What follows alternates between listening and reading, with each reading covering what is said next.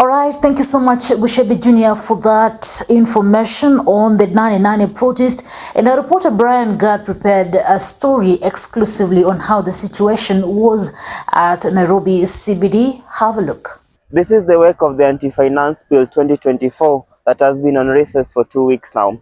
And towards the early hours of the morning, there were police barricades and checkpoints on major roads leading to the central business district, and that is Ngong Road, along Thika Road, Mombasa Road, and even Waiyaki Way. And there are only a handful of protesters who managed to access CBD today.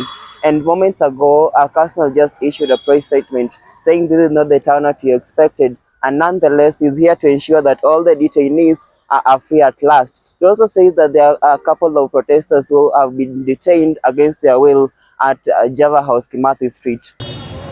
Police hurled tear gas at protesters calling for the president's resignation in the Kenyan capital on Thursday as a new cabinet was sworn in.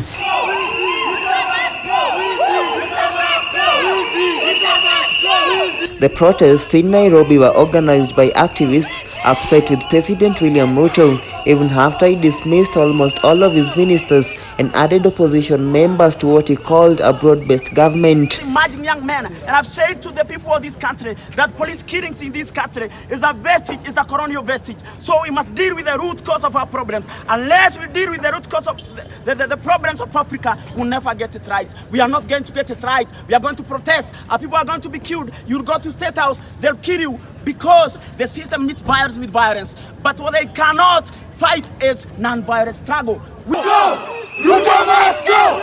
Ruto must go! Businesses in the city were closed and public transport vehicles remained out of the central business district where they normally operate. Police also mounted roadblocks on roads leading to the city. The president's office, where the new ministers were sworn in on Thursday morning, also remained cordoned off. This is not an ordinary press conference. Very true. Because a lot of the voices that are driving for people to rally to the streets online are not showing up for these protests. What you've seen me try to do there is negotiate with police to release our comrades who they've arrested. They are detaining some of them at Java House. Very true. That's what I'm trying to do on the streets today. Yeah. We said that there will be no more bloodshed. But you've seen, it's a person who's already been shot.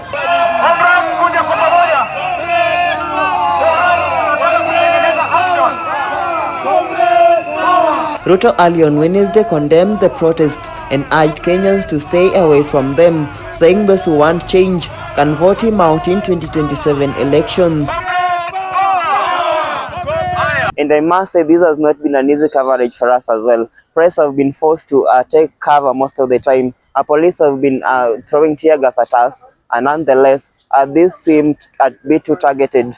And the police commander, we spoke to him a few moments ago, and he says that he's only here to do his job.